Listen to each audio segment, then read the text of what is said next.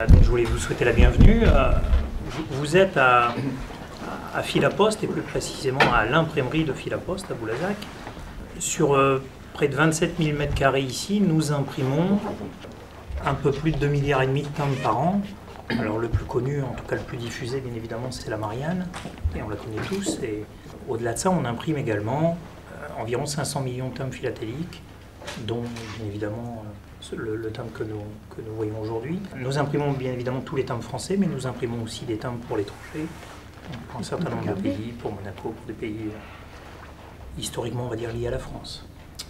À côté de ça, nous sommes une imprimerie fiduciaire, on imprime ici, on va dire, des produits à caractère ou d'identité ou qui relèvent de la fiscalité. C'est un lieu unique en France bien sûr, mais bien au-delà. On concentre ici quasiment toutes les technologies d'impression connues. On y exerce des métiers qui n'existent plus depuis bien longtemps. Vous allez voir dans...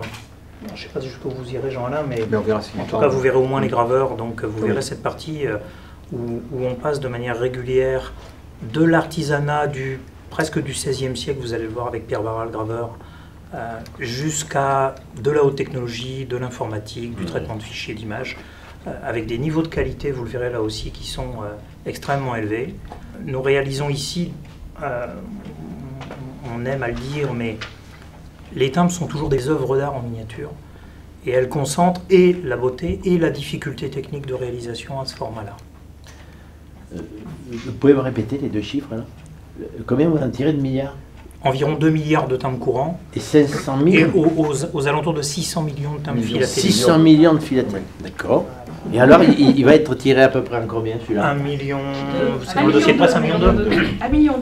C'est un timbre qui va être aimé par les collectionneurs parce que justement, il est dans un tirage qui est raisonnable. Un tirage moyen, c'est aux alentours de 3 millions d'exemplaires. D'accord. Voilà, pour vous donner une idée. Ouais, oui. Un grand tirage d'un timbre à vocation, on va dire, nationale, c'est-à-dire, je sais pas, un timbre sur une thématique qui est sur l'ensemble du territoire, il va être voilà, à 5-6 millions maximum. Aujourd'hui, un tirage, on va dire, standard, c'est aux alentours de 3 millions, 3 millions. 3 millions. Voilà. En ce qui concerne ce thème en particulier, c'est l'héliogravure. L'héliogravure, le principe, c'est la superposition de 4 couleurs, donc qui nous donne l'image finale. Bleu, rouge, jaune, noir. Et le thème qui nous intéresse particulièrement. Voilà.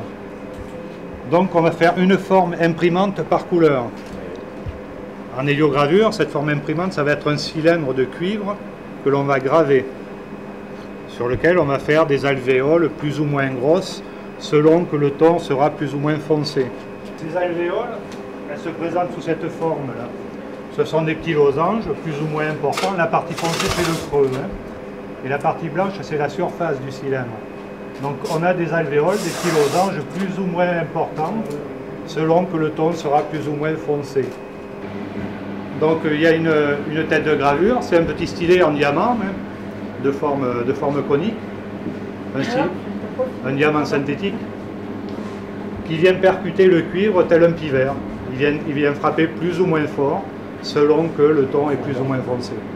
Le cylindre, lui, il va tremper dans un bain d'encre liquide. Donc en l'occurrence, ça sera un bain bleu, rouge, jaune, noir. Les petites alvéoles vont se charger d'encre. Le surplus va être éliminé par une racle en acier. Il ne va rester de l'encre que dans les alvéoles et par pression directe vont se déposer sur le papier. Question pratique aussi, si vous voulez, chez nous, le produit il sort fini. Tout se fait en ligne, la perforation de la feuille, tout se fait en ligne. En offset, on est obligé d'imprimer feuille par feuille et après les passer sur une autre machine pour la perforation. Mais vraiment en technique, en qualité, quoi, on obtient plus d'intensité en héliogravure. C'est difficile de travailler sur un petit format comme ça, enfin vous travaillez à partir d'une planche, ouais. Mais ça doit être pensé pour un petit format après ce dessin. C'était un peu la difficulté, effectivement, d'arriver à rendre l'image lisible en petit. Alors déjà l'original, lui, il est plus grand que le livre, mais je n'ai pas repeint, je suis vraiment repartie numériquement de l'image originale. Après, avec l'idée, justement, on a essayé de chercher comment rendre le dessin le plus clair possible. Et la difficulté, c'était aussi de garder les matières, de garder ces matières. On est revenu à gravures plus traditionnelles. Hein. L'héliogravure, ça se rapproche peut-être plus de ce que moi je connais là, en impression voilà, 4 couleurs. Et donc voilà, alors après vraiment, la difficulté ça a été ça, de trouver quelque chose qui soit lisiblement petit. Alors l'avantage quand on travaille avec un ordinateur, c'est qu'on arrive à regarder le timbre à différentes tailles, donc travailler en grand pour être confortable et puis toujours revenir à cette taille en petit, parce qu'effectivement quand on travaille en grand sur son écran c'est super, puis tout d'un coup on passe à une taille qui se rapproche d'un timbre et on se dit mais je vois rien, donc on recommence. C'est votre premier timbre? Oui, très émouvant.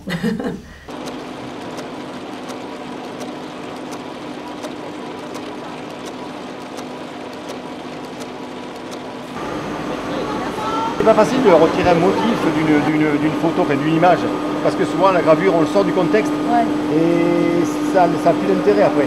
Alors que là vous avez fait un truc qui est relativement poignant quand même. Là quand j'ai vu ce thème-là, j'ai dit, il ne prête pas à rire. Hein. Ah ouais.